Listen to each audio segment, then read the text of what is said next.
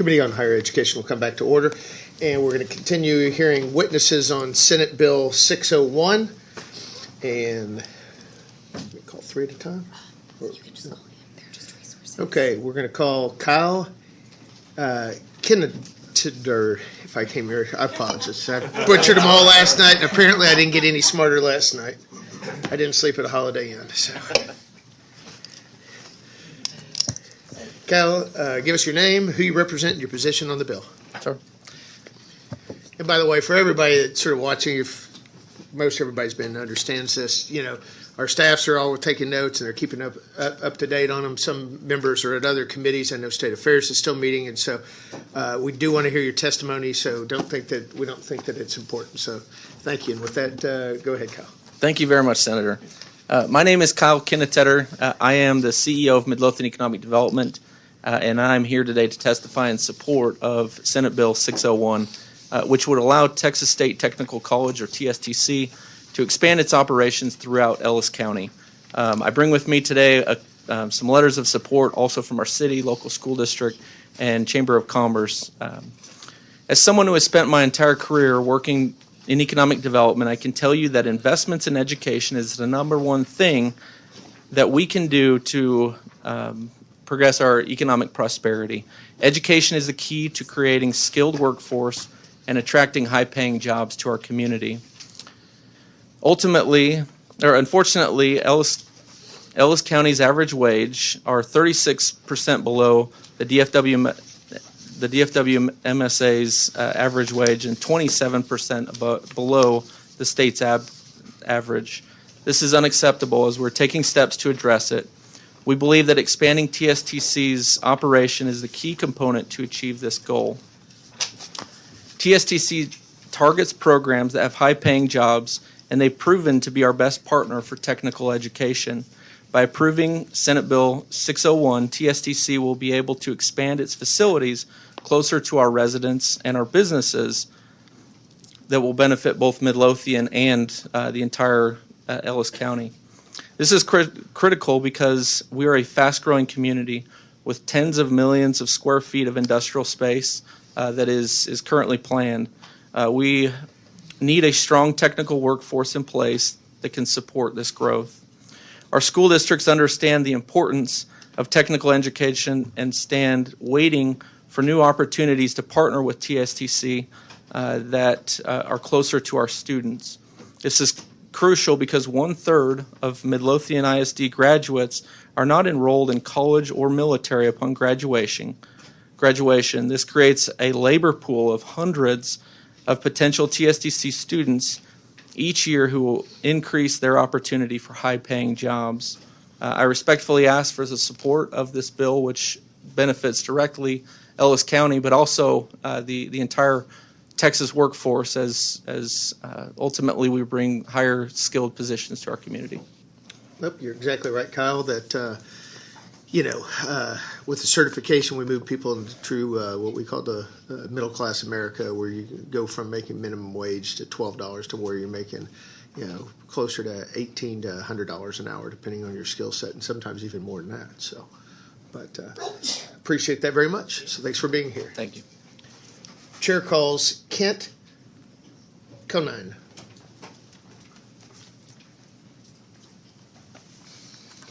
Thank you, Mr. Chairman. My name's Kent Conine, and I'm here on behalf of the Dallas Builders Association testifying in support of Senate Bill 601. Housing affordability and attainability continue to be issues all across this state. There are several factors that are influencing affordability, some that the state has absolutely no control over, but one area that you can help is with the cost of labor. Our industry continues to see shortages in every trade across the state. Our association's been working hard to collaborate with institutions like Texas State Technical College to address these shortages. We consistently hear from educators a need for expanded facilities. Unlike many other careers, our industry can only train by performing the jobs in a hands-on manner. During the COVID pandemic, many classes were taken online, but not the construction trades. We had to adapt and adjust and our need for additional facilities was only magnified. Thank you, Mr. Chairman and members. I'd be glad to answer any questions. No, thank you, Kent, for being here, and appreciate the support of your association. We had a couple bills last night in local government they were supporting, trying to get things built faster in North Texas. So thank you very much for being here. Is there anybody else wishing to testify on, for, or against Senate Bill 601? Hearing none, testimony is closed. Senate Bill 601 will be left pending. Thank you, Senator Birdwell, wherever you are.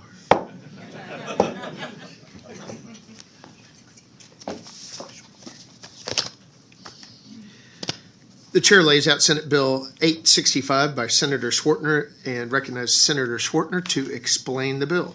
Thank you, Mr. Chairman. In 2013, Texas State Technical College opened the East Williamson County Higher Education Center in Hutto, Texas, in partnership with Temple College.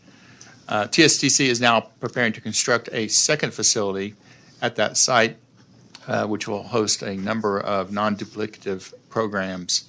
This bill would allow for that growth of TSTC by allowing the conversion of TSTC's Extension Center in eastern Williamson County to a permanent independent campus with the flexibility to operate multiple sites in the designated area east of State Highway 130 and Interstate I-35. Thank you, Mr. Chairman.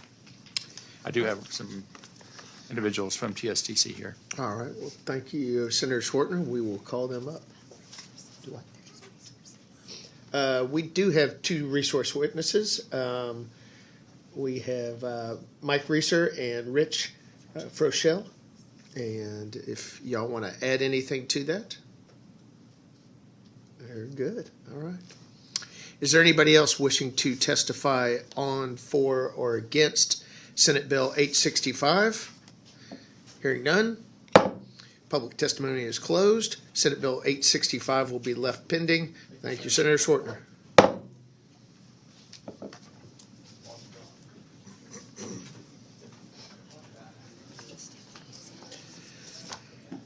The committee will stand at ease for a few minutes.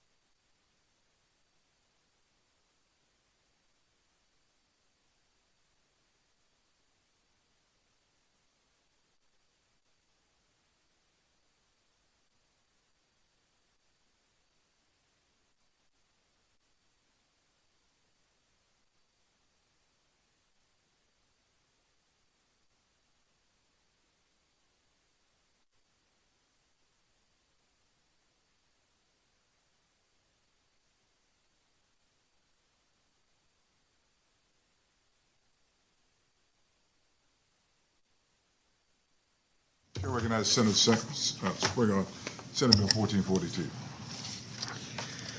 Thank you, Mr. Chairman and members. North Texas is one of the fastest growing markets in the United States, and according to the Bureau of Labor Statistics, the region is adding over 100,000 new jobs in 2021 alone, and projected to be the third largest MSA by 2030 in the North Texas area. The same report claims there are significant skill gaps in North Texas, with many employers struggling to find workers with technical skills they need. A technical college would provide training in high-demand fields like engineering, computer science, local manufacturing to help bridge these skill gaps in the North Texas region. North Texas is home to many of the high-tech industries that require a highly skilled workforce. A technical college would provide a pipeline of trained workers to meet the demands of these industries. Many others in other areas in Texas have technical college that provides these, and they work well with their local industries. In establishing a technical college, North Texas would enhance its regional competitiveness and attract more business and investments into the area. I do know that one of the things that we're going to have some conversations, and I've invited several of my good friends from NCTC, North Central Texas College, headquartered in Gainesville and Cook County, to come down, because one of their service areas is Denton County. And Denton County is one of the sort of anomalies we have in the state, where you have a small county that has the tax base that serves that county, but then you have a large populous county that doesn't have a tax base. So it is unlike Collin, Dallas, and Tarrant, that all three have a tax base for their community college. It has made challenges, not that NCTC has not risen up to try to meet those as much as absolutely possible. But again, while we look at this potential option, it's also not to say that it's because of not having a tax base is why it's going to Denton. The reason was when TSTC, too many letter acronyms going around.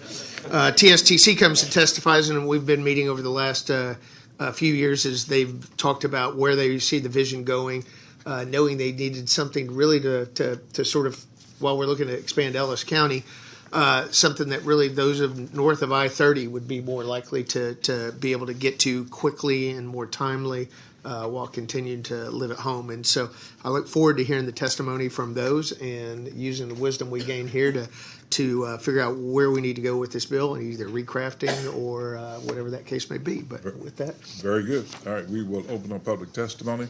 I will call at this time Mike Reeser, Dr. Brent Wallace, and Van Miller to the table, and on deck will be Rich.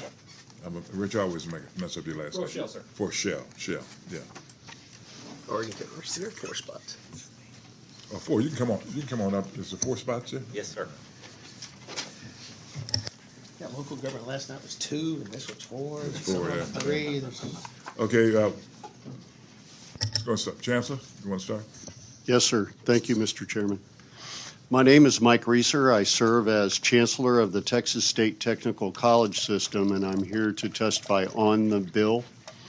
I will tell you that hardly a month goes by that TSTC doesn't get a phone call, or 2, or 3, from community leaders across the state. Those leaders might be a county judge or a chamber president or an economic development a professional, or maybe a mayor, who says to us, we have severe workforce shortage needs. What can you do to help us? Well, as a state agency who's tasked with serving the entire state, we treat those inquiries with great care. And so we have developed a protocol, a responsive protocol, in order to address those situations. Part of what we do is, of course, remind them that they often have a community college there. And if indeed that community college is not in a situation to help them, then they often continue the conversation with us. And so the next thing we do is we go to the data. And so over time, we've had to study the markets over and over and over again, and it finally concluded on us, we might as well study the entire state. And so we did. Rich Frizzell did a survey of the public data on workforce needs across the state. It identified areas that are sorely in need. For example, Denton County is one of them. The area between Austin and San Antonio is another. There's some areas out in West Texas, and these are areas that are particular hotspots. So it was no surprise to us that when the leaders in Denton County joined together with manufacturers and other employers in that region, it was no surprise when they reached out to us and said, is there a possibility of a TSTC? So we, as part of the protocol, we point out that TSTC doesn't have the authority to branch into various locations, that only the legislature can determine exactly where we go. And so, so this bill, as I understand it, is the result of those community leaders who have said we need more training.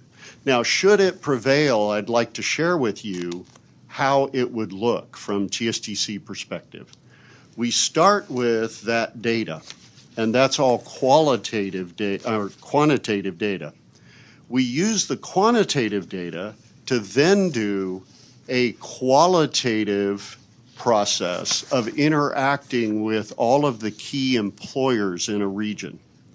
Now, we know this because you've set up 3 new TSTC locations over the past 10 years. So we've learned how to do this. And so when we interact with the employers, what we are doing is using our proprietary skills software that actually helps us take job descriptions and turn them into college learning outcomes. And those college learning outcomes inform the curriculum that we deploy in every particular location. So by doing that, it is the unmet job needs of the employers in that region that a TSTC serves. And that is our single most important focus, is what are the critical job needs in the region, and how do we curate a program mix that does that? I've heard that some are concerned about things like programmatic duplication. What I will suggest is, if duplication is a concern, that would only be a problem if existing programs are falling far short of the demand for talent in the region. In that sort of case, then duplicate programs might be a good idea. In other words, it takes more than one school to meet the demand of employers. On the other hand, TSTC isn't going to seek opportunities to go head-to-head competition if the workforce demand is already being met by a particular school. And so with that in mind, what you can ensure is that a new TSTC is going to be focused on jobs. What are the open jobs, and what skills do the people in that community need in order to qualify for those jobs? That's how it would work if you were to decide to pass this bill. Thank you very much. Do we want to do the whole panel now? Yes, do the whole panel. Okay. Dr. Wallace. Thank you, Mr. Chair. Sure, thank you. Thank you, Mr. Chair, members of the State Higher Education Committee. I'm Dr. Brent Wallace, and I serve as the Chancellor of North Central Texas College, here to testify on Senate Bill 1442. On behalf of the Board of Regents of North Central Texas College, I want to thank you for your service to our state and its importance as a post-secondary education plays in our economy, and I appreciate the support of all the institutions of higher ed. I want to express my sincere appreciation to Senator Springer, who for many years has been an outstanding public service for us and advocating for our region and for North Central Texas College, as you heard earlier. While I appreciate the committee's willingness to explore options for higher ed, we do have a few concerns with the proposed expansion of Texas State Technical College.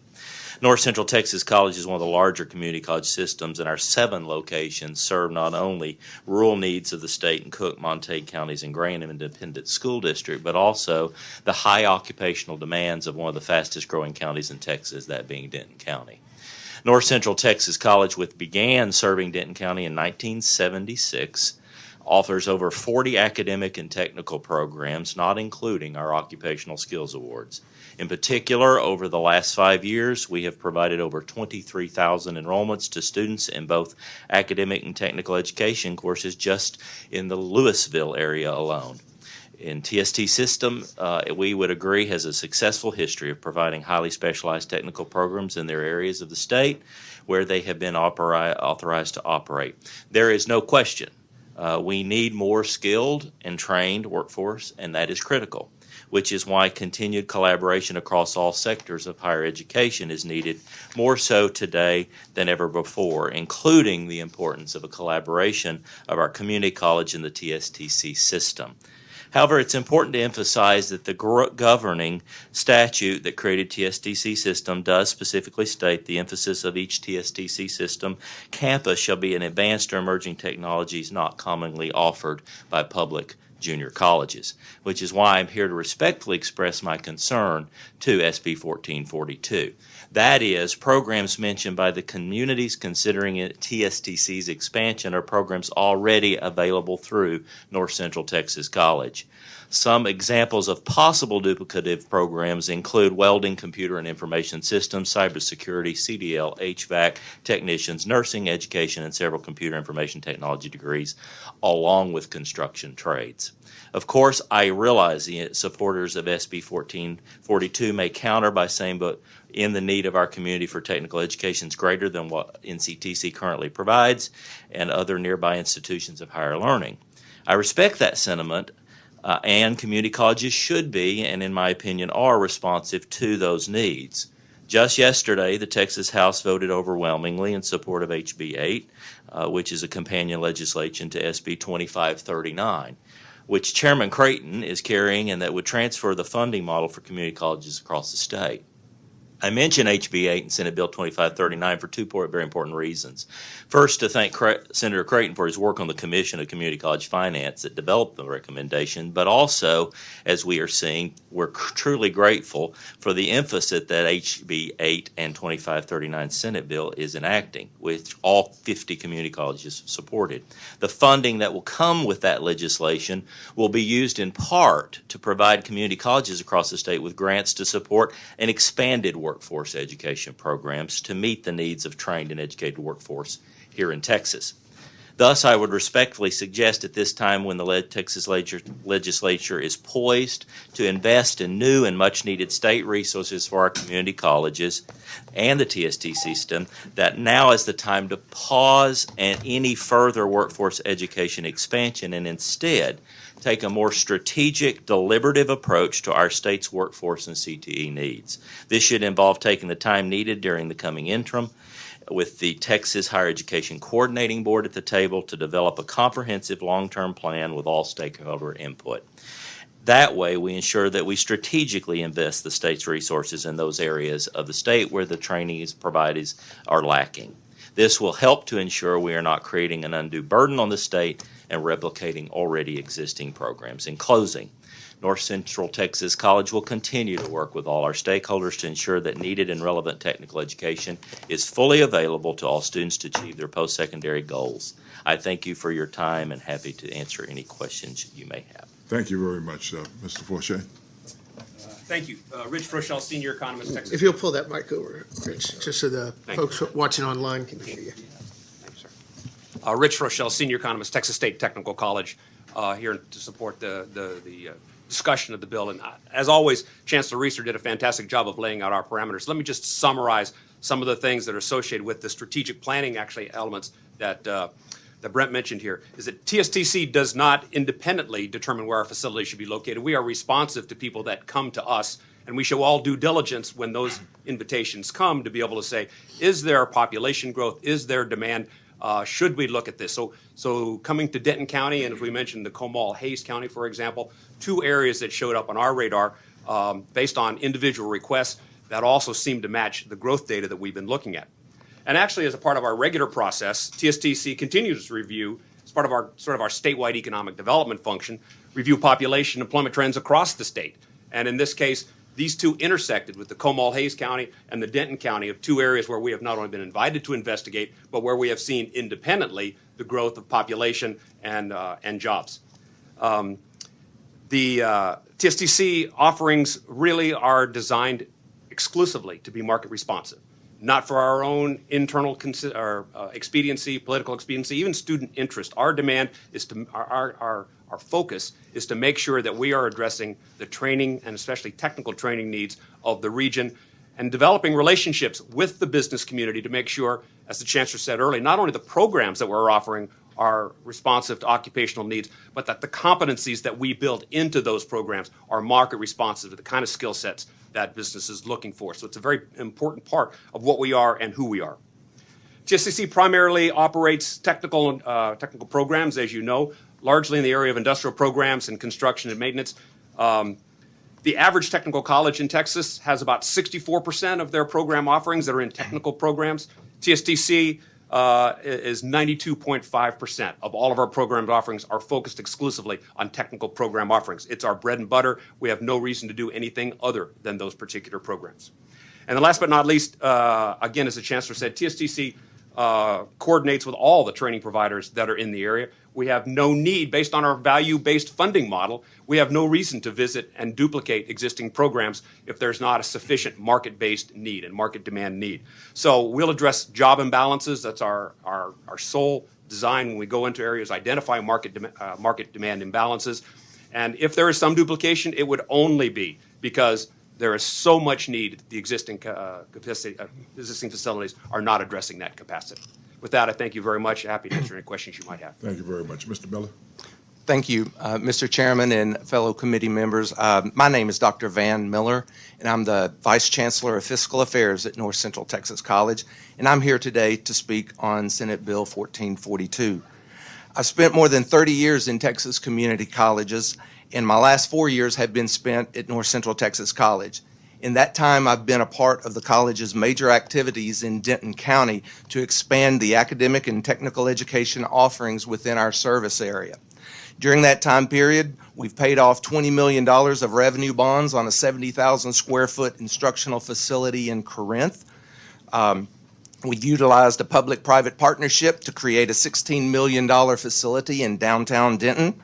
We've secured almost $7 million of revenue bond financing to purchase a previously leased site in Flower Mound. And just within the last 12 months, we've committed over $6 million to a brand new technical instructional training facility in Denton County. As you're aware, technical education is quite expensive and it requires major levels of capital investment. In recent years, NCTC has invested over $60 million in Denton County facilities and has done so without the benefit of any local property tax. In fact, these facilities have been built and are currently operating without $1 of local financial support. So for 3 decades, NCTC has not just been present, but has been constantly expanding to meet the academic and technical needs of Denton County.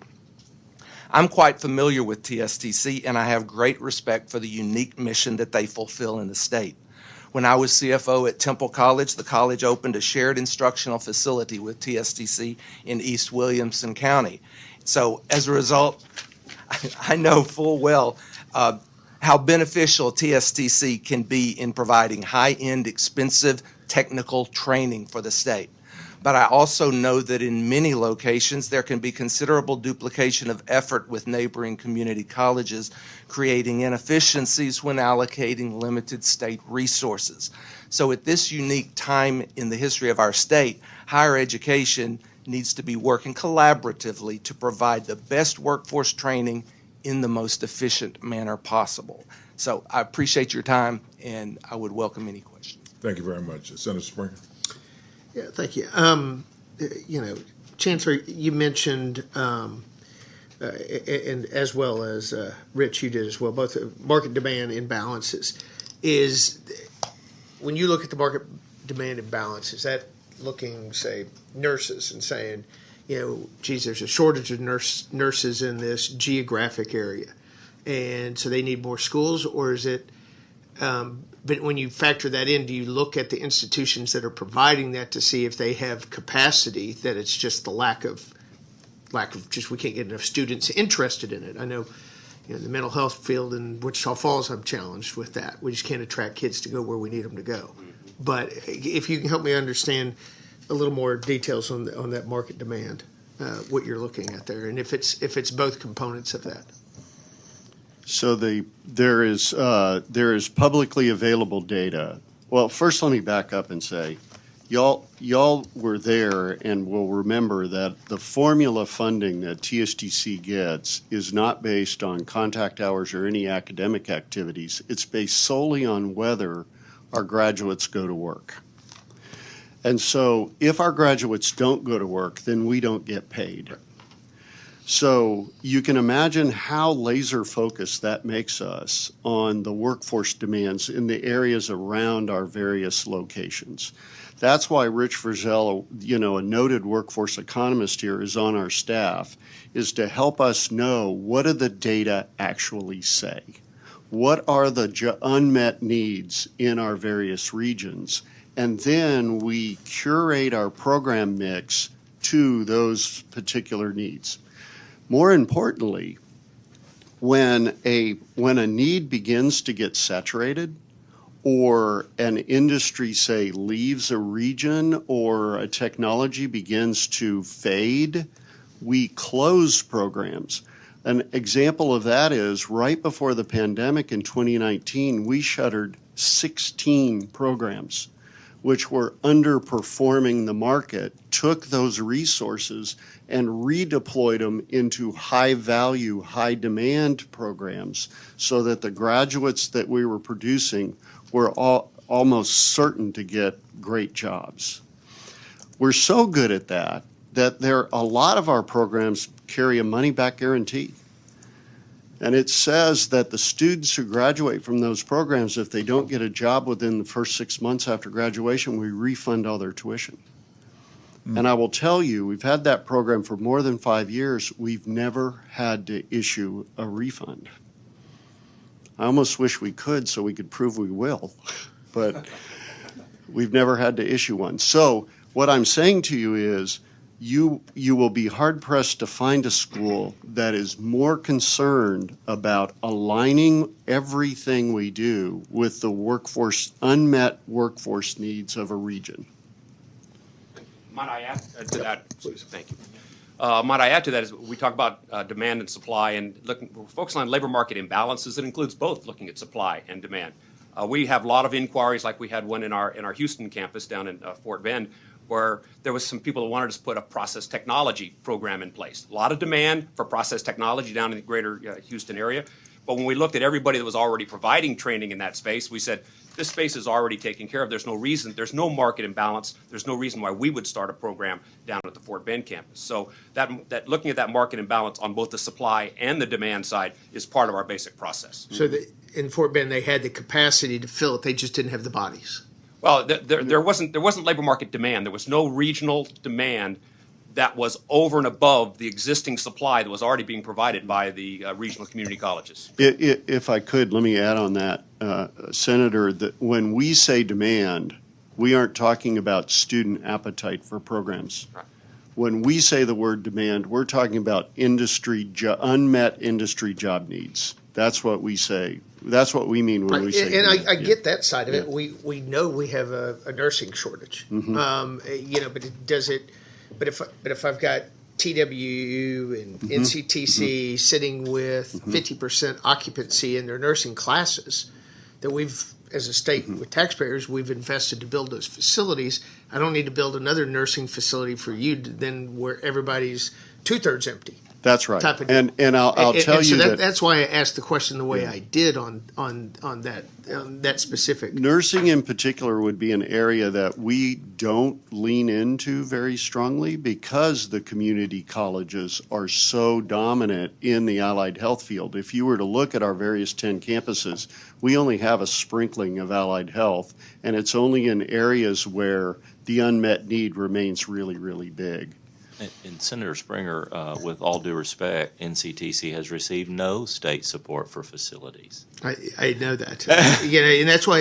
And Brent, Brent, you can call make me a mistake and say Drew. It won't bother me, but and that's why I led off with that. It is the challenge that I think when I said the big four counties of North Texas, you're uniquely challenged more than any of the rest. I mean, when I look at Collin County, about the same size next door to Denton, with an 8-cent tax base, just a massive amount of facilities they're able to generate off the taxpayers of Collin County. And so I am respectful of in making sure that that's part of this as well, that we're making sure we have this. Chancellor, let me ask this: because obviously you guys are hearing from businesses, what percentage of your students come because businesses are telling them we want you to go here? They've shown up at a Caterpillar down in Seguin and said, hey, I want to come to work. Well, you don't have enough skills. We want you to go over to a TSTC. Or how much of it is students just showing up and saying, hey, I know you've got these programs, help get me upskilled? I'm sorry, I'm not sure I could answer that question. Okay. How many are actually driven by employer information? What I can tell you And is... I guess maybe it's more of, has employers come to you and said, hey, I need to be able to produce 100 of these a year, and I need you to put this program in, and I will hire everybody you do from that aspect. One of the things we try to do when employers come to us and say, we need more output from you, one of the things that often we point out to employers is, we can give you more output. We have a facility and some faculty that could do that. But what we need help from you with is informing the families and the students of the region about the lucrative career opportunities that are available at companies like yours. Will you join with us as we visit with, say, secondary educators in order to inform students of those possibilities? Okay. And then, Dr. Walsh, you mentioned, HB8 and Senator Creighton's companion bill on that. As we look at that, what new resources do you see that's coming your way that'll help you in Denton? There are new resources embedded in that new funding model that would upstart or help create new programs for technical education. And it's specifically for emerging technologies where cities, municipalities, community colleges will be able to join together and find those funds for upstart cost. For example, Senator Springer, right now we are opening a comprehensive technical facility in Denton County that will house Metatronics, construction trades. It houses robotics and some of the allied health programs, and that was a direct influx of true money. If you remember that particular initiative brought on by, at that time, Senator Creighton and Representative Parker at that point, we've used those funds, and that is what is embedded in the new House bill and Senate companion for community colleges is really an additional funds for those kind of initiatives to be done. So we will have an influx of new money. So when you look at those initiatives, you mentioned HVAC, welding, and several other trades that you have in there. What's the average age of the students going through those programs? Our age varies. The average is probably in the mid-20s. We are serving more adult ed every day. Those programs for younger students are reining in on dual credit technical programs that we offer. And so you'll see the 18, 19, 17-year-old, if they're going to take advantage of HVAC or industrial, they're already starting those in high school in many cases for NCTC. Mm-hmm. And so when they leave high school, they're leaving with an industry credential that they may not have been able to achieve otherwise. So that's where we're seeing the younger generation. We're truly seeing a reskilling, upskilling of students coming into those programs at this point. Okay. And Chancellor, what's your average age of students? About 28 years old. Okay. Senator West? Okay, no, I thought that was a pretty good discussion in terms of where we are. There are no further questions, okay? Thank you very much. At this time, I'll call up, Colin Martin, Michelle Samples, T.J. Gilmore, and Kent Conan. I'm sorry, TJ, I didn't even see you when I walked in. Apologize. Good to see you, Mayor. Good to see you, sir.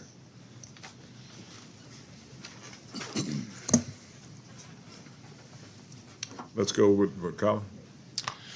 Thank you, Mr. Chairman and members. My name is Colin Martin. I'm the Senior Director of Transmission Grid Operations at Encore Electric Delivery, and I'm here to testify for the bill. The various TSTC campuses have been vital to provide us a large portion of the workforce needed to provide electric delivery service. According to TSTC, we're the largest employer of TSTC graduates and have employed over 170 students from 6 different campuses since 2018. Encore's predecessor companies started recruiting at TSTC in the mid-'80s, and by 2000, we required a TSTC type of education or similar training for all of our craft positions.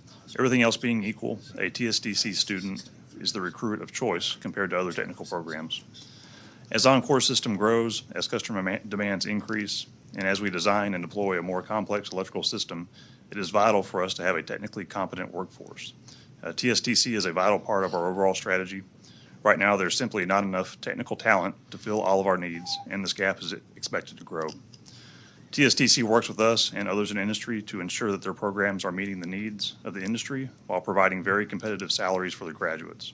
The result is that virtually all of the graduates are equipped to meet our needs and fill vital, well-paying jobs.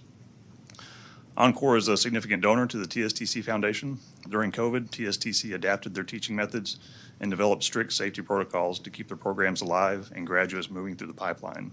During this period, many of their students were in difficult financial condition, as many had lost their jobs and sources of income. TSTC started helping these students through their foundation's Helping Hand Fund, which is supported by donations like those contributed by Encore. Having a campus north of Dallas would be ideal to serve a large number of people who would greatly benefit from this job qualifying and opportunity creating education, and clearly help address the need for additional sources of technical personnel.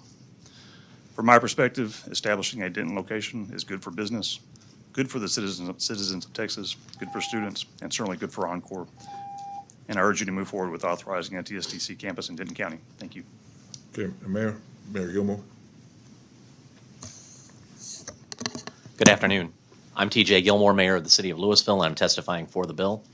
I've served on the Louisville City Council for over 12 years and currently have the honor of serving as mayor for the last 2. I want to thank Senator Springer for filing the bill and the committee for hearing it today. Louisville is a thriving city of over 132,000 residents, making us one of the 30 largest cities in the great state of Texas. We are one of the largest small towns you'll come across.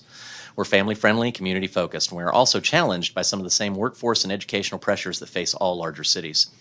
TSTC will provide workforce skills and upskilling for our approximately 94,000 families that are living at or below their monthly expenses. Denton County also has one of the highest concentrations of veterans, over 41,000, who can take advantage of the tools TSTC provides. Our population continues to explode with over 82 people a day moving to the county, and we average just over 22% population growth per year over the past decade.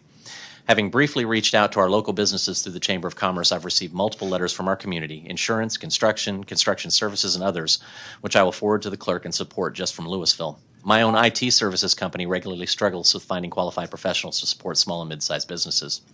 We have several key businesses in the region, and our employer base is extremely diverse. We have no higher ed facilities within our city borders. TSTC's model of driving education with a mix of large, medium, and small employers, as well as community outreach, is a compelling addition. In addition, looking at the offered programs, there is a large mix of programs, including capital-intensive programs from TSTC not currently available but needed. We pride ourselves on being a hardworking community. TSTC would provide our families and businesses with additional tools needed to continue creating high-value businesses and jobs for years to come and continue the Texas miracle we are all so proud that continues to drive our unprecedented growth. Thank you for your time, attention, and support. Thank you, Mayor.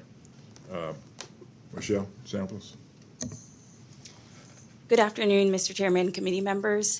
Thank you for allowing me to speak today on Senate Bill 1442. My name is Marichelle Samples, and I'm the Director of Economic Development for the City of Louisville, and I'm testifying for the bill. I'm here to express a need for a technical college in our city and county.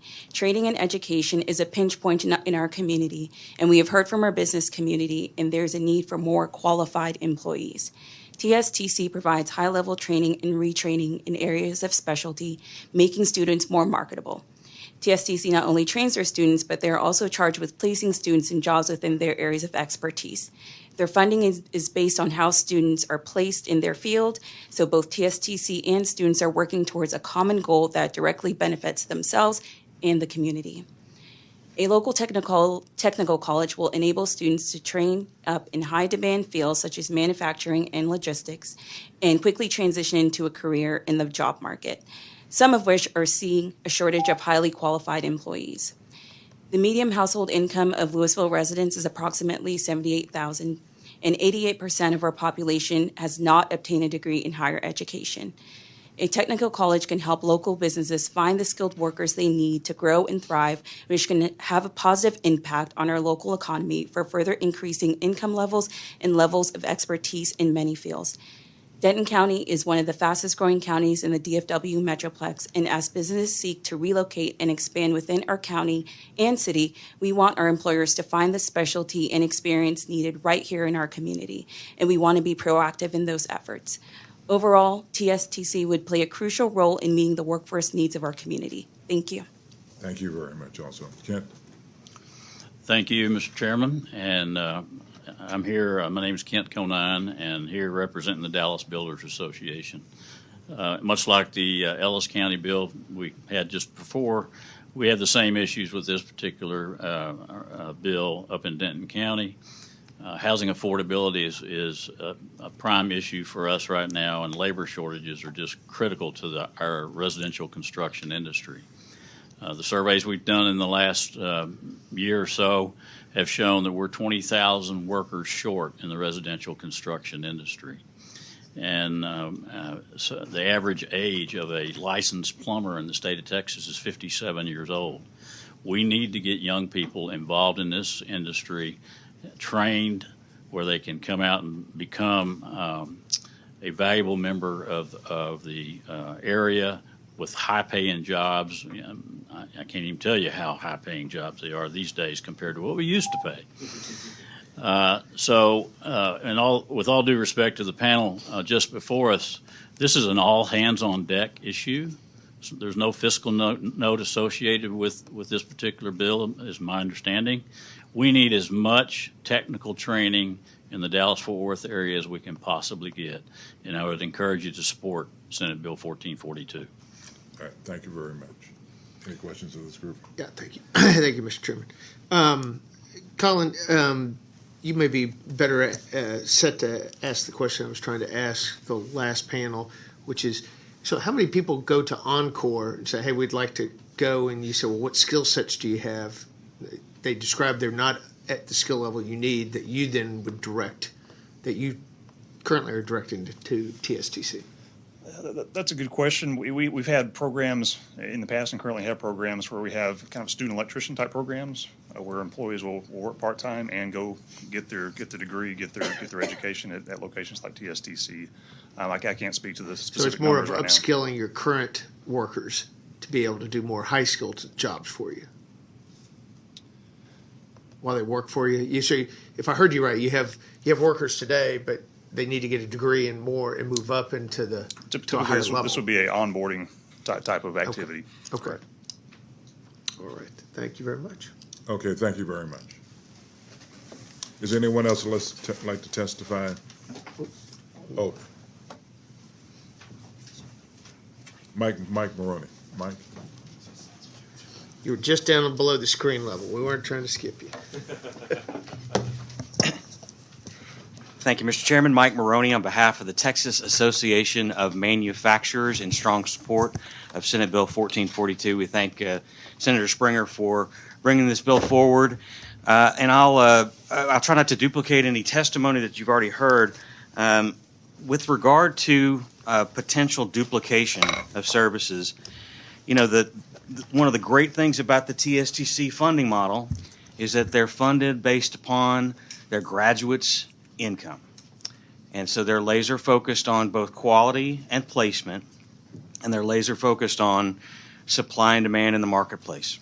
So they're not going to be putting in programs that don't have the needs, that don't have the demands for my members, for the manufacturers of the area. We have about 1 million unfilled jobs in Texas right now. It's estimated that we have about 60,000 unfilled jobs right now in manufacturing. So I'll say that there's a couple of programs that I know that North Central Texas College does not offer: manufacturing engineering technicians, instrument technicians, electricians, industrial engineering mechanics. NCTC has one program, industrial engineering technicians, that had 2 graduates in 2021. So I'll reiterate and say that it's an all of the above approach. It's more of everything approach, and manufacturers stand in strong support of this bill, and look forward to expansion for TSTC in Denton County. Are there any questions? Thank you, Mark. I appreciate you being here. And I may say this before I forget, because for the folks at TSTC, I know in our prior ones we talked about the range that students are traveling, and I'd like to maybe get a little more details back on that. I know we've talked a lot today, and I think just simply because that's probably where the campus would be was in Denton. Obviously, it has to be if it's in this bill, but seeing it serving a greater regional deal, and I think that's why the Dallas Builders were here, from that aspect as well. And so, trying to figure out, as you said, skill sets are here because you also have Dallas College, you have Tarrant County Community College, you've got Collin College, and so you've got other ones that are also doing some levels, but that is something that they've faced at their other facilities that they're at as well. So Yes, sir. I'll just say, looking at the region, I think you hit the nail on the head. Of the 4 big counties in North Texas, you've got Dallas and Tarrant and Collin and Denton. Denton is the only one that does not have a community college with taxing authority, and so Denton County is 7th in the state in population at 885,000 people, and so it's growing. The need for technical training is exploding all across the state, but in particular in Denton County. right. No, I agree with that. As we sort of started this, and I'll finish it with it, is if it was up to me, I think a lot of these, although I don't think anybody wants to sit there and say we're going to put a new property tax everywhere to the counties that don't have ones that are supported or community college, because there's other reasons that and when we started this committee on our first hearing, I brought up the fact that somebody who just goes and let's get an associate degree to become a teacher, it's $115 an hour in Denton County, it's $50 in Collin because of that tax base, and it's the kid that ends up picking up that debt. So, all right, thank you very much. Thank you, Mr. Chairman, for indulging me. Does anyone else like to testify for or against Senate Bill 1442? Public testimony is closed. Chair now recognizes Senator Milton on Senate Bill 1876. 1876. I'll be right back. Thank you, Mr. Chairman, members. This afternoon I'm laying out Senate Bill 1876. And as we know, for many years, we've had issues with institutes of higher education either not accepting or not initially accepting transfer credits. And when that happens, we know for sure the students suffer.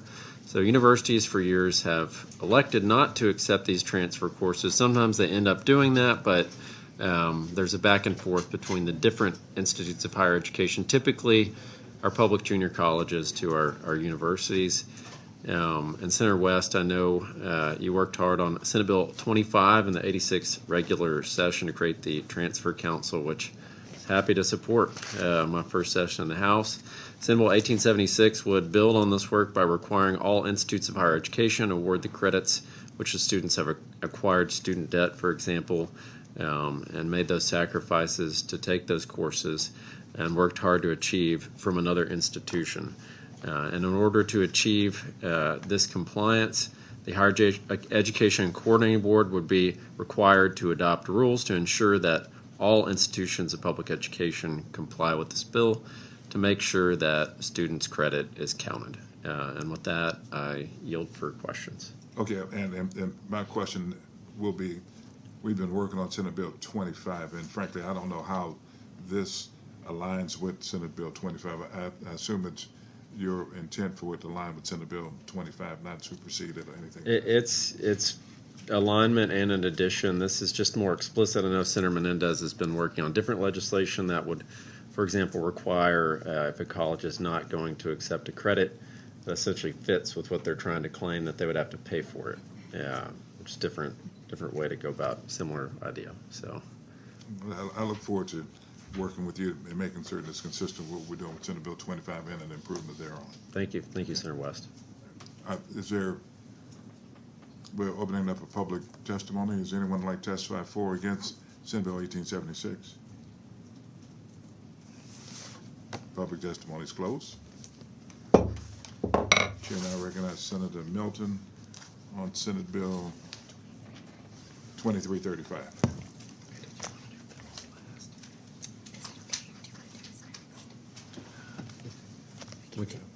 That's okay. Let's just. You have 20. Yeah, I'm sorry, Mr. Chairman. I had one more to lay out after this for Senator King that we'll do in a moment. Thank you, Mr. Chairman, members of the committee. I do have a committee substitute. There's a committee substitute that you're sending up. We can't adopt it. Can't adopt it. So we'll distribute that and leave that pending Right, just attaining a quorum. Thank you, Chairman, members. Accrediting agencies in the state are extremely important. They are private, but they are unaccountable to institutions that hold a great deal of influence over higher education. Their role, of course, is to ensure the quality of education being delivered by those institutions, which is an incredibly important role. The accreditor then uses the information that they gather to certify an institution for federal Title IV funding, which, for example, is Pell Grants. An institute must be accredited by an accreditor recognized the Department of Education in order to receive Title IV federal funds, such as Pell Grants. In Texas, SACS has been our essentially monopoly accreditor for many years, and it covers several states, and there are 6 regional accreditors right now. And this was our only option until the Trump administration eliminated the distinction between regional and national accrediting agencies, creating a unified set of higher education accreditors and also bringing into question our state's reliance on a single accreditor. And recent research has shown that several of the formerly regional accrediting bodies are failing to ensure that their students graduate with reasonable debt versus future income outcomes, as well as taking into account their future earnings potential in accordance with the student debt they're having to take on, as well as the retention rates in our institutes of higher education, as well as the amount of student debt repaid over a 10-year period after they graduate. SACS has been one of the least effective, frankly, in terms of student outcomes for Texas students, especially in accordance with the student debt to income outcomes metric.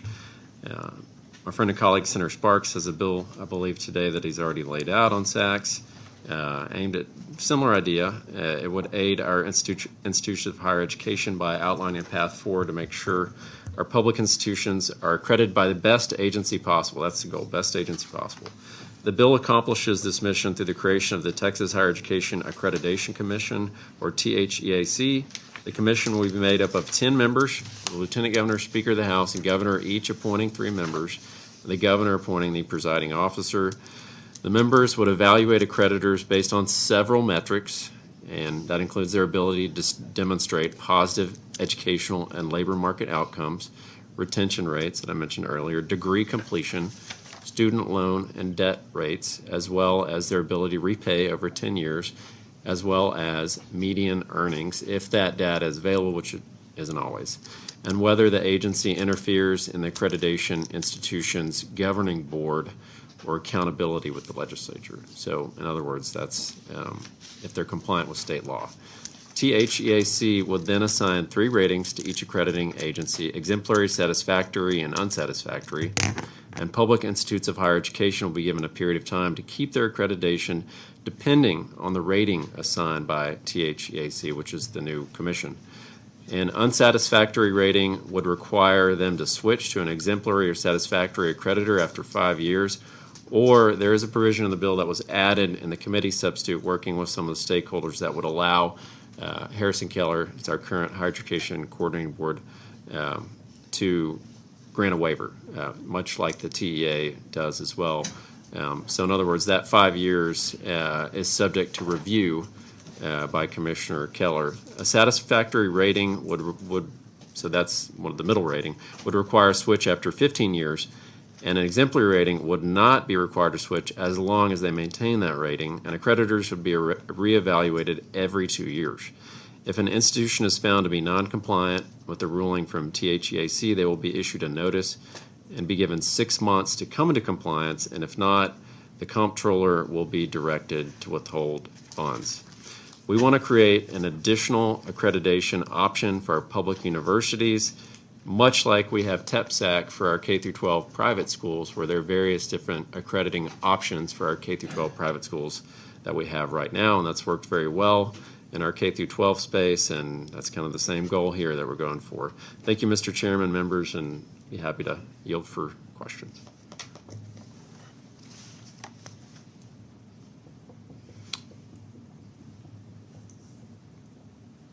Are there any questions? We'll open up public testimony this time. Robert Manzer, Thomas Lindsay, please trim down.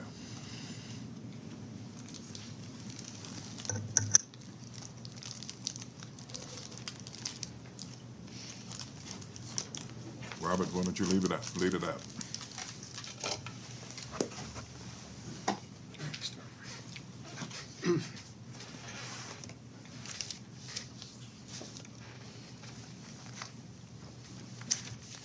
Good afternoon. My name is Tom Lindsay. I serve as... Put a microphone, would you please?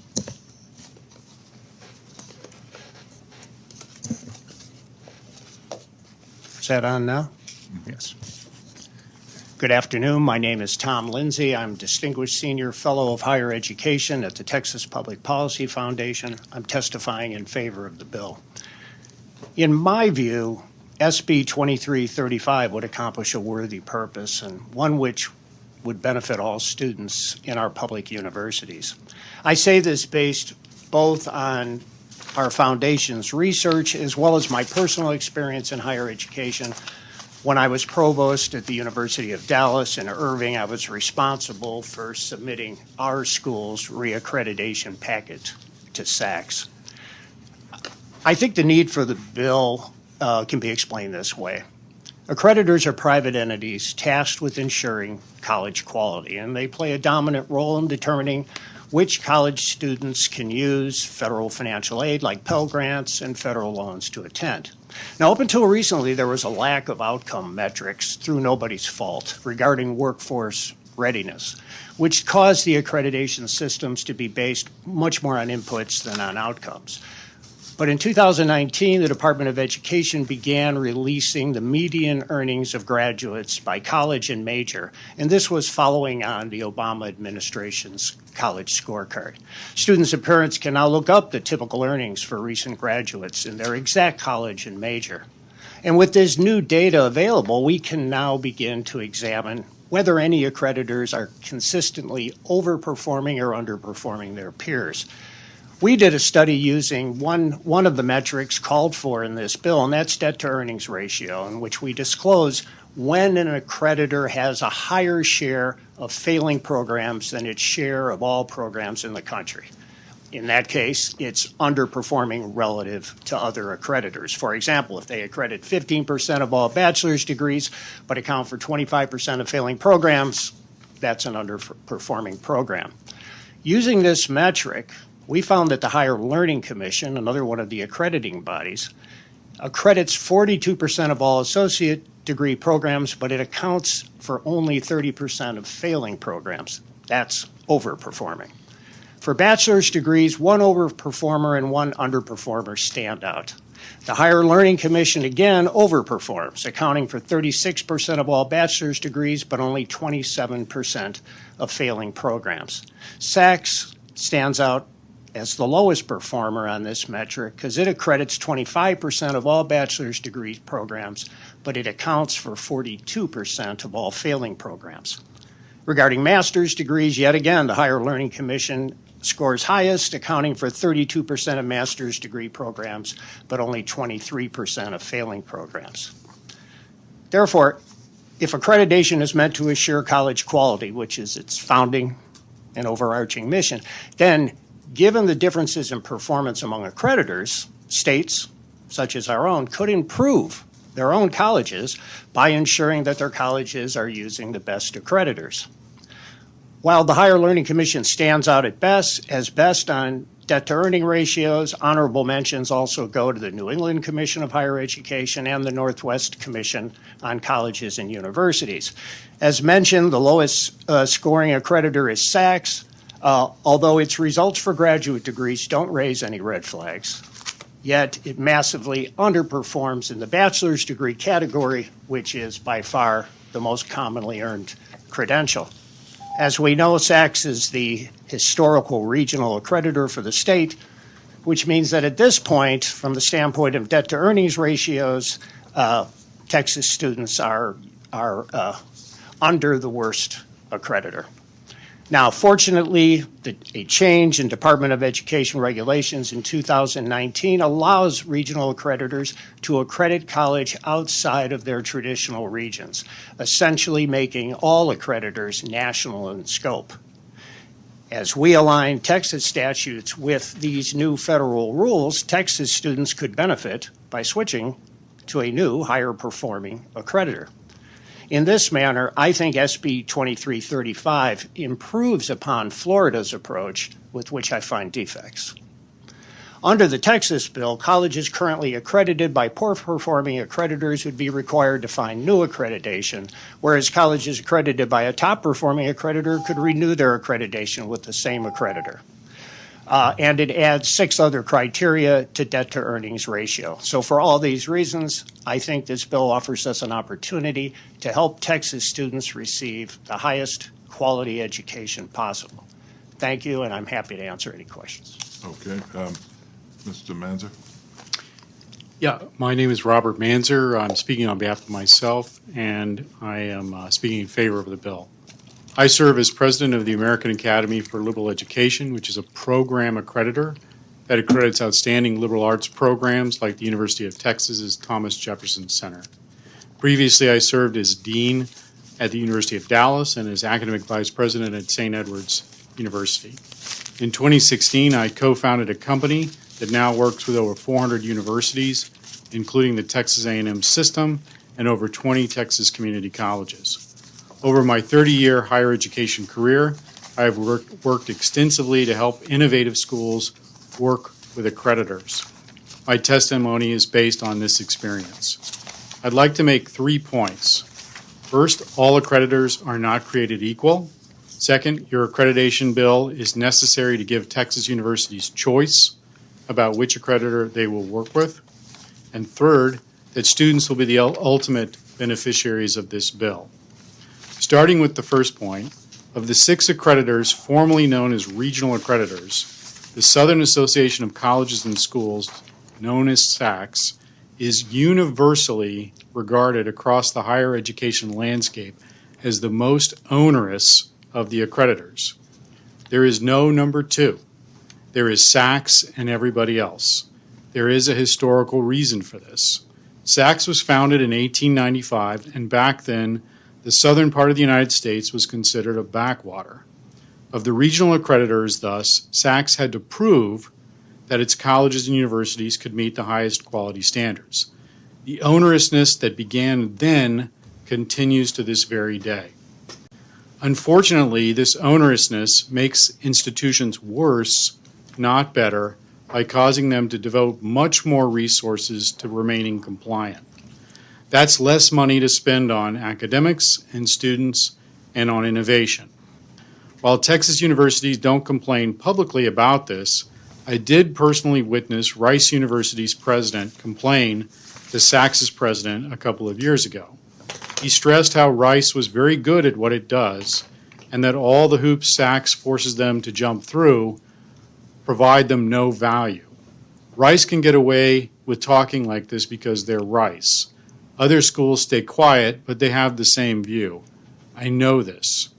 Moreover, thanks to the illuminating study of accreditors that Tom just cited, we now know that SACS's onerousness leads to worse student outcomes than the other accreditors. I'm not surprised. The costs of staying compliant in the SACS region are higher, and the institutions that are forced to bear those costs are weaker as a result. If SACS is so bad, why don't Texas institutions change accreditors? True, there is now a national marketplace for accreditors. However, the current administration is working to undo that marketplace. Under a dubious interpretation, it now requires department approval to change accreditors. To date, 5 institutions have asked for this departmental approval, and their requests continue to languish on the department's desks after over 2 years. Under these circumstances, Texas universities are understandably reluctant to change accreditors. They fear angering their current accreditor. Your bill is necessary to jumpstart this national marketplace. It will signal to the Department of Education that Texas wants its institutions to have choices among accreditors. It will also provide Texas universities with political cover so they can evaluate accreditors and choose the one that best suits them. Lastly, students are the ones who really stand to benefit from this bill. This is the case because it will help Texas universities innovate to serve students better.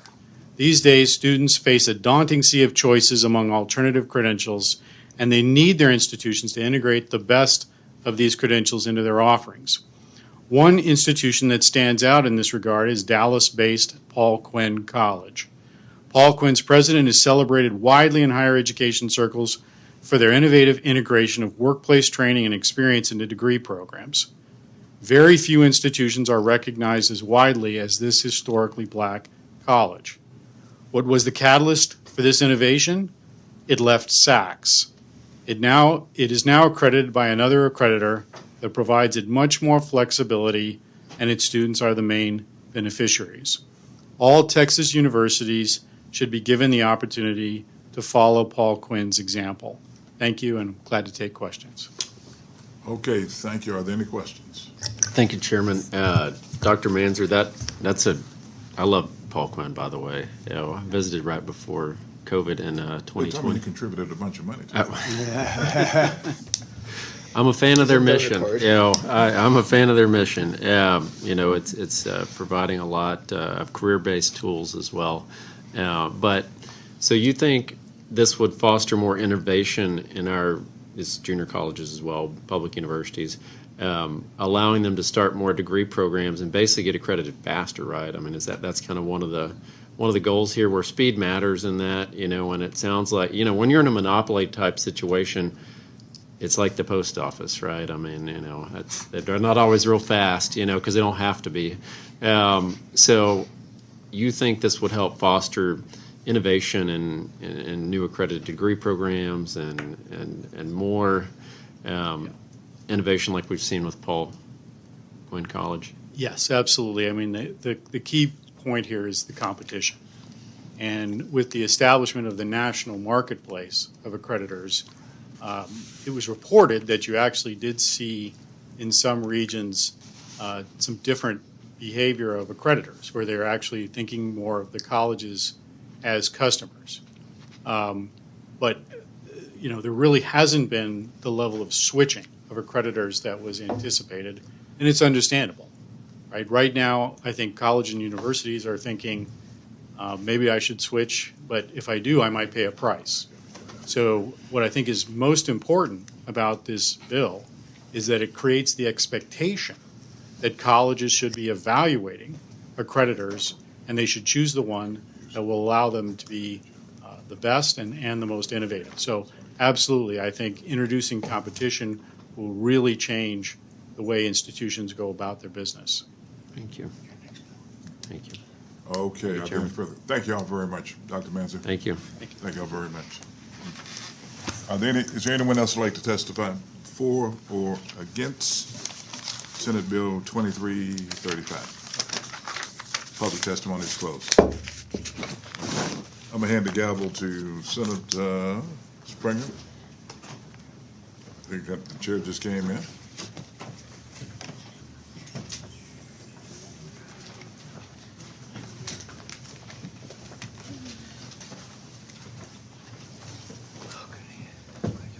It's about to leave. Do this one already. You want to catch up on what's going on?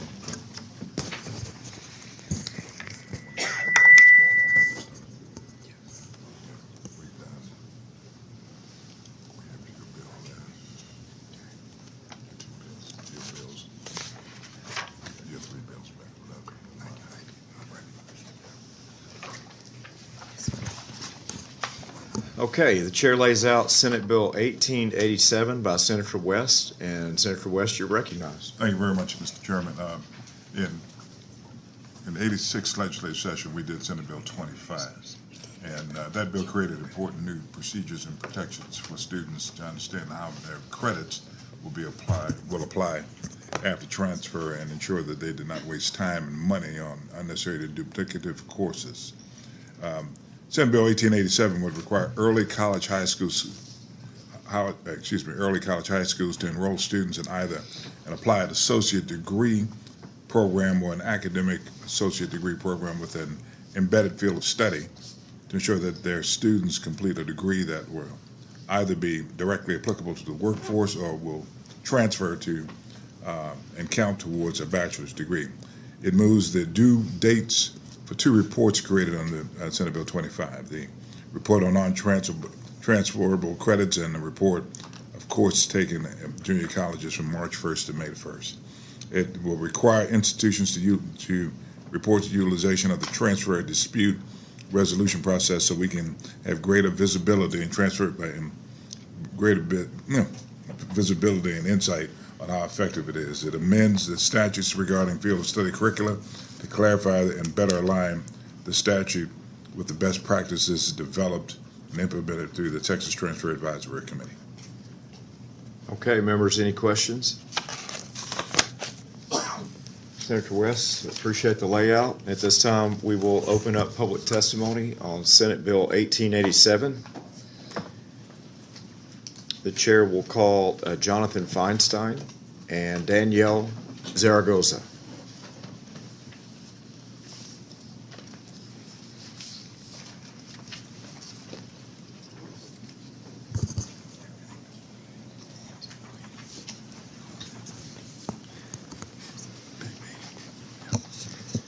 Okay, go ahead. Good afternoon, Chairman Creighton, members of the committee. I'm Danielle Zaragoza, testifying in support of Senate Bill 1887 by Senator West on behalf of Educate Texas. Educate Texas is an initiative of the Communities Foundation of Texas, and we're proud to convene stakeholders from all across the state to improve transfer outcomes for students. And we do that by convening stakeholders in K-12, higher education, business, and philanthropy, like I said, from all across the state. And we do that through the Texas Student Success Council and through the Texas Transfer Alliance. And I just want to thank Senator West for your continued leadership on this issue. I know firsthand your dedication to improving transfer pathways in the state. And it's a proven strategy to limiting barriers for students in affordability and their time to degree. So we know most students get their start in higher education through our community colleges. I think in 2020, 69% of students had at least some credit from a community college on their transcript. Yet, due to the suspended credit hours, we're wasting about $350 million annually. How much was that? $350 million annually on credits that are not accepted for transfer.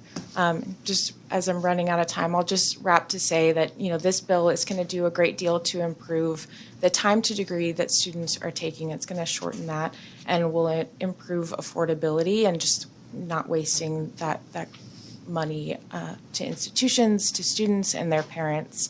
And I'll say, we know that by 2030, over 60% of the jobs in our state are going to require some kind of post-secondary credential. So through the Texas Direct Associate degree established in this legislation and better adherence to the fields of study curricula and the great work happening at the coordinating board, this bill will improve streamline transfer pathways in the state.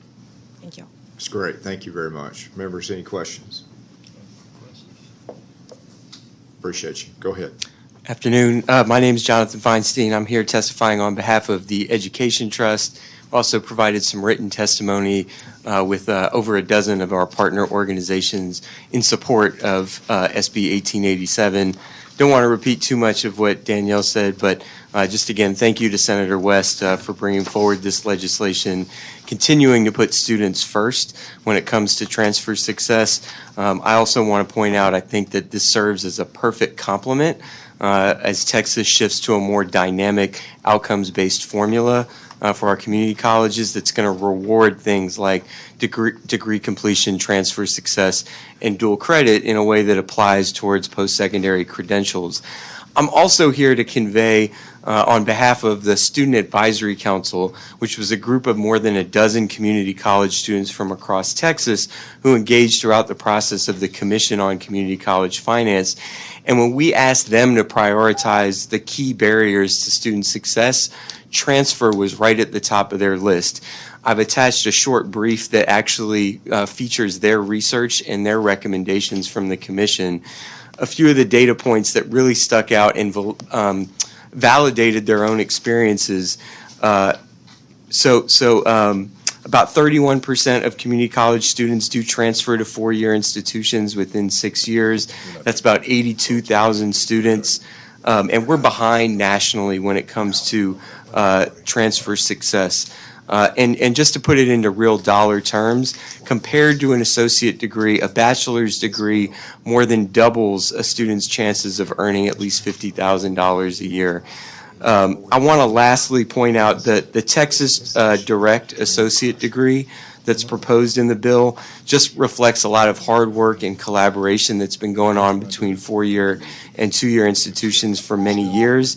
And I think that if it's implemented with everyone playing by the same rules, that Texas Direct degree would move us to a future, if we can imagine it, in which students at every college in the state would really have the freedom to reach their career goals faster and more affordably. So thank you again for this legislation and for your continued work on this really critical issue. Thank you. Appreciate that, Jonathan. Yeah, members, any questions? Appreciate both of you. Thanks for being here. Anyone else wishing to testify on, for, or against Senate Bill 1887? With no further testimony, public testimony on Senate Bill 1887 will close. Senate Bill 1887 will be left pending, subject to the call of the chair. Thank you, Senator West. Travel safe.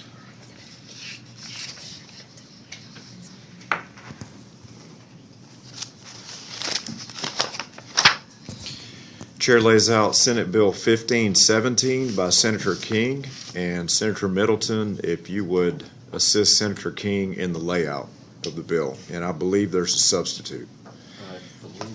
Senator Springer sends up the committee substitute for Senate Bill 1517. Senator Middleton, if you could assist with the layout. Thank you. Thank you, Mr. Chairman. Members, helping Senator King, he's where he needs to be today.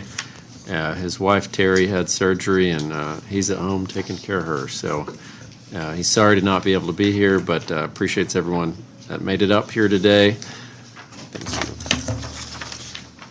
Senate Bill 1517 addresses an issue that was a recommendation of the Texas Holocaust, Genocide, and Anti-Semitism Advisory Commission recommendation in 2022.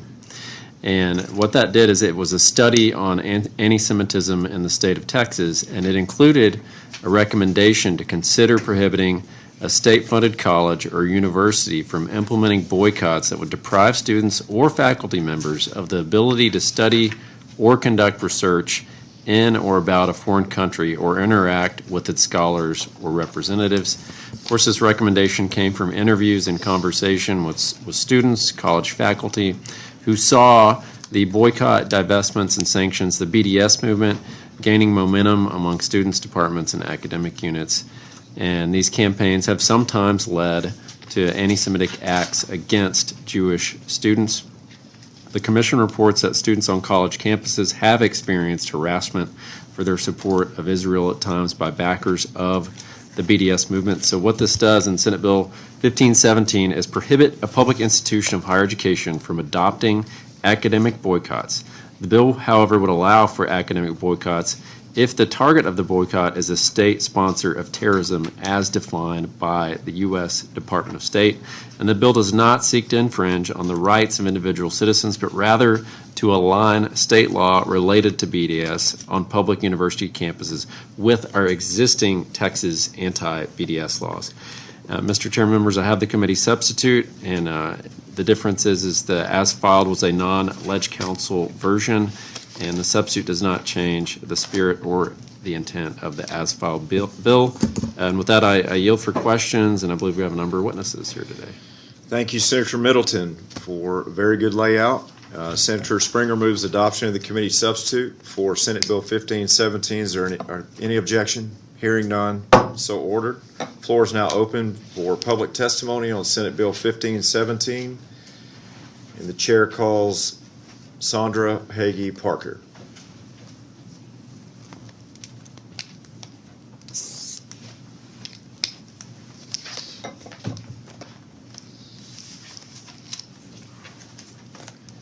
Go ahead.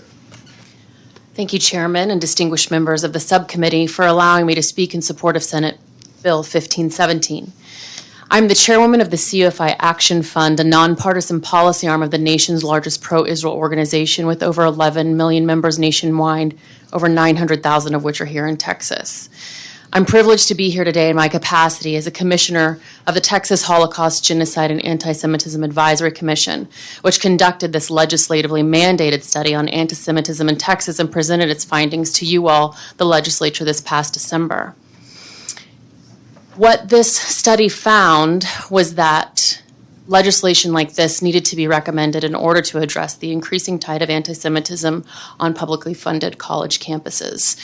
If the lessons learned in the classroom today are going to become the public policies in the square tomorrow, then in classrooms we need to make sure that intellectual discourse, academic freedom, and freedom of speech are sacrosanct as they are essential to achieving true understanding. Despite this, Jewish students, Jewish groups, and those who support them find themselves having these sacred rights abridged in college campuses through the BDS movement, which is tantamount to academic anti-Semitism. Make no mistake, BDS seeks to do with our wallets and our classrooms what terrorists do with bombs and bullets, to isolate, delegitimize, and ultimately destroy the Jewish people and the Jewish state. Consider these recent events at various Texas universities. Last week, the UT Dallas student government passed a divestment resolution called Divest from Death and condemned their university for consistently, knowingly, and directly facilitating and enabling human rights violations as part of Israel apartheid war crimes and military occupation. Students at U of H and UT have promoted similar BDS resolutions. And last spring, the UT Austin chapter of the Palestine Solidarity Committee tried to repeal their university's adoption of the IRA definition of anti-Semitism, arguing that it infringed their free speech. For anyone unfamiliar with that definition, let me remind you what it says in short. Anti-Semitism is a certain perception of Jews which may be expressed as a hatred towards Jews. If you say that that definition violates your right to free speech, you are quite literally saying that you cannot express any opinion of Jews, a perception of Jews, without it being expressed as hatred. In response to this effort, the commission interviewed Texas Hillel students at UT Austin, and they said in part, the experience for Jewish students was that my student government is going to repeal a definition that protects me from discrimination. Another said students feel the anxiety of anti-Israel sentiment on campus. And yet another said, we know this is going to flare up again next year. This is like putting a Band-Aid on a bullet hole. Boycotting Israel on campuses is not freedom of expression or thought. This behavior is not meant to provide a legitimate critique of a nation or its people. It is harassment aimed to silence and shut down the perspective of Jewish students, the Jewish nation, and those who support the same. Both sides of any argument deserve to be heard, but at present, there is only one side that is using the First Amendment as both a sword to inflict its harm and then a shield with which to protect itself from the consequences of such harm.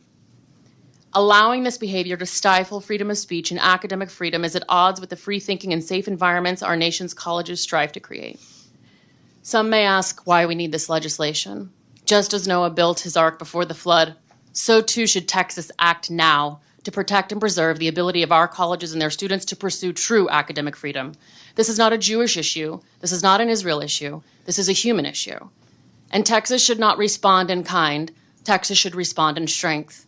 In strength by passing this bill, which would be an eternal guidepost to our institutions of higher learning and those that matriculate within, that valid intellectual discourse and equal access to educational opportunities should not be mutually exclusive.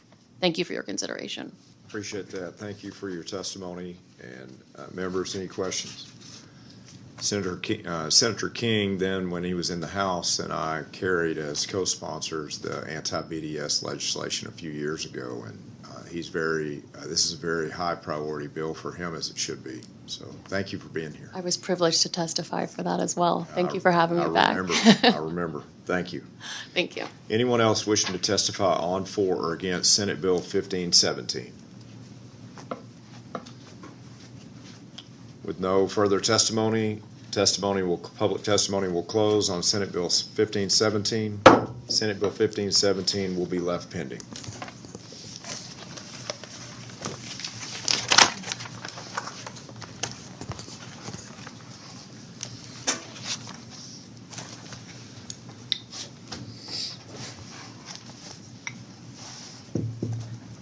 This isn't rubber, is it? Okay. Chair lays out Senate Bill 2538 by Senator Creighton and recognizes Senator Creighton to explain the bill. Thank you, Mr. Chairman. In 2009, the legislature granted UT Austin flexibility in automatic admissions because almost all of the university students were being admitted using only one criteria, class rank.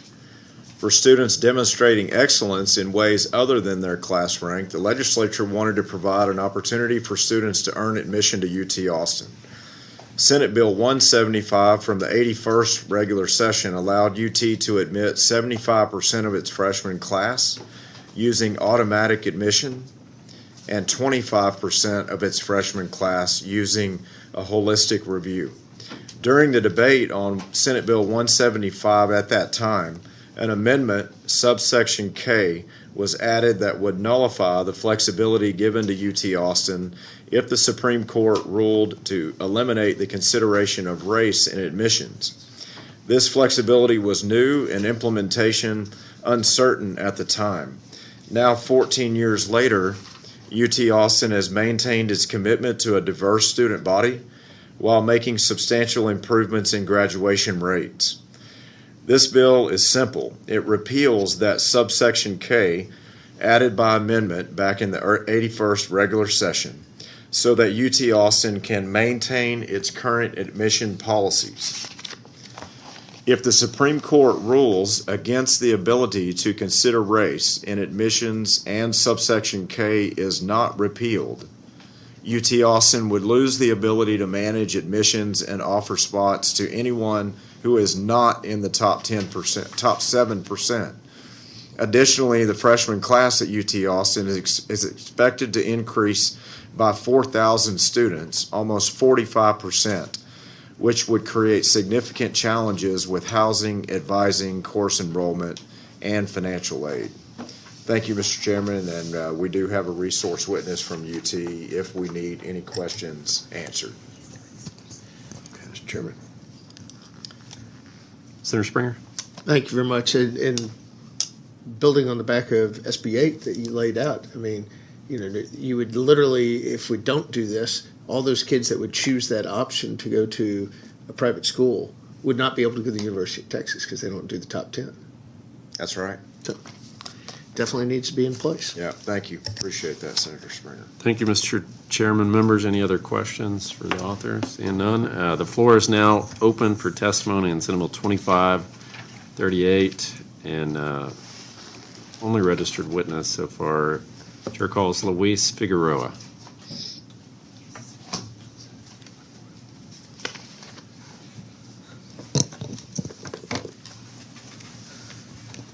Thank you, Chairman. My name is Luis Figueroa. I'm the Chief of Legislative Affairs for Every Texan, and we are on the bill. And I wanted to, thank you and your staff for agreeing to keep this bill clean. We didn't want to reopen the quotas. I was very much involved in those discussions in 2009, and what I mean by the quotas is the cap on the number of students that would be allowed under current law, which is at 75%. We think that that's a pretty good number right now. And so thank you for keeping this clean. We do understand that UT does not have capacity to take the full 100%. So we understand the reasoning for this bill, which is why we're on it. I did want to say, though, that on the heel, this bill doesn't happen in a vacuum. And on the heels of the efforts related to what this bill is underlining, that we may be losing the ability to get diversity considerations in admissions and in other legislation related to diversity, equity, inclusion, that are we sending a message that Latinos and Blacks aren't being recruited, aren't welcome at our state universities? And I know this isn't the avenue for it, but I do want to ask you to consider creative ideas to show that we do want diverse populations at our state at our state institutions. I encourage you to be creative in those responses. And one suggestion, Senate Bill 2194 would go a long ways towards that. So I just wanted to say thank you for keeping the bill clean, and let's think creatively about how we can make sure that we know our state institutions are welcoming for the Latino and Black students all across the state. Thank you, Luis. Members, any questions? Okay. Thank you. Thank you. And, okay, here we go. Not seeing anyone else here. Is anyone else wishing to testify on, for, or against Senate Bill 2538? Okay, if not, public testimony is closed on Senate Bill 2538. Senate Bill 2538 will be left pending. Thank you, Senator Creighton.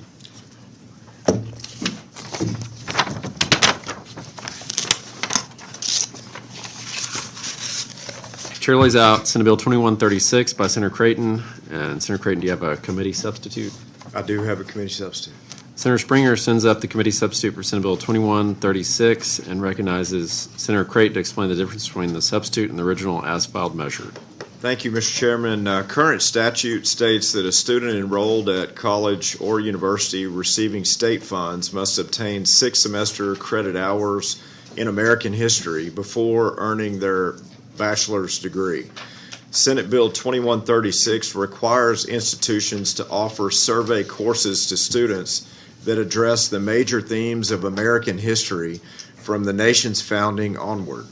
Students may take these survey history courses in order to satisfy the current American history requirement in statute. This legislation also directs the Texas Higher Education Coordinating Board to develop the American History and Civics Project. Through this project, the Coordinating Board, in partnership with institutions and educators, would have the responsibility of doing 3 things. Number 1, identifying essential knowledge and skills for robust learning of outcomes in U.S. history, incentivizing the creation of high-quality digital resources for these courses by awarding of grants, and number 3, implementing a professional development program to support U.S. history and government teachers throughout the state. It's the intention that the American History and Civics Project contributes to the development of these survey courses at Texas institutions of higher education. And Mr. Chairman, the substitute simply adds language to give the Higher Education Coordinating Board rulemaking authority to implement this project. Thank you, Senator Creighton. Members, any questions? Okay, we've got Commissioner Harrison Keller here as our resource witness. Members, any questions for our resource witness? Thank you, Commissioner Keller. The chair calls Emilio Zamora. Emilio Zamora.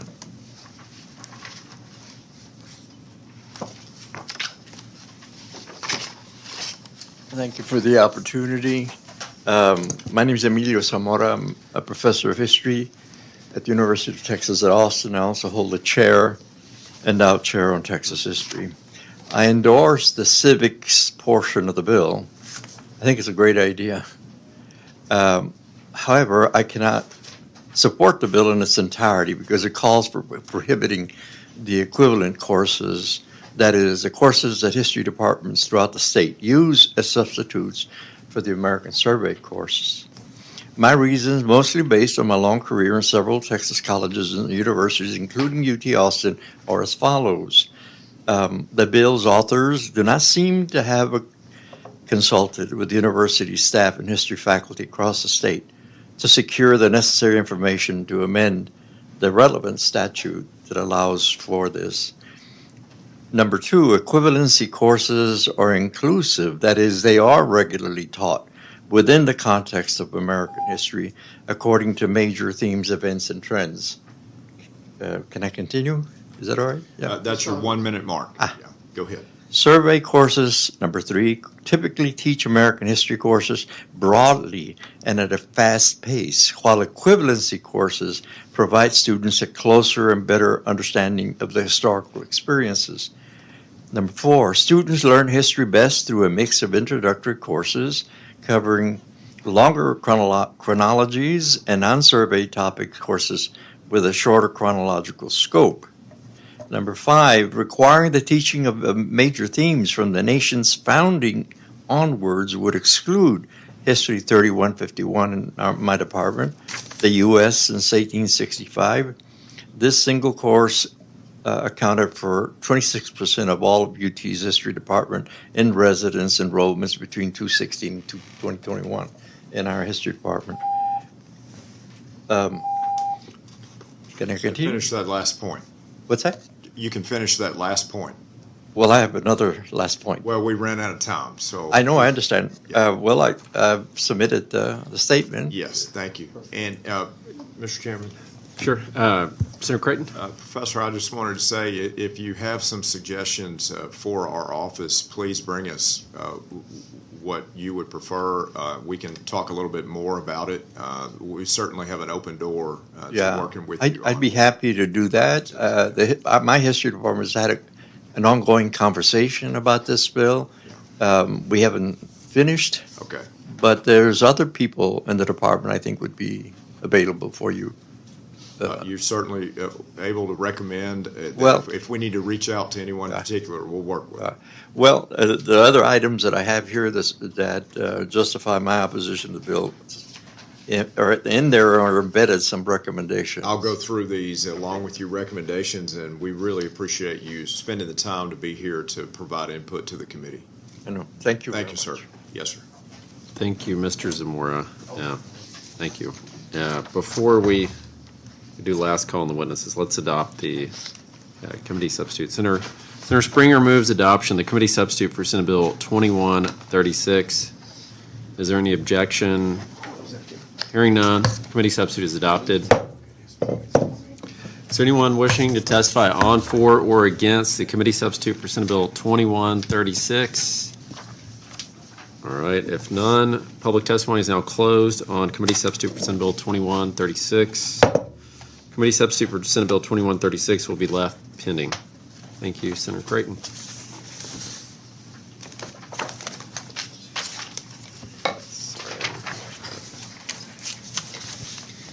Okay, members, thank you for a great day, and the subcommittee on higher education stands in recess, subject to the call of the chair. Thank you to all of our witnesses.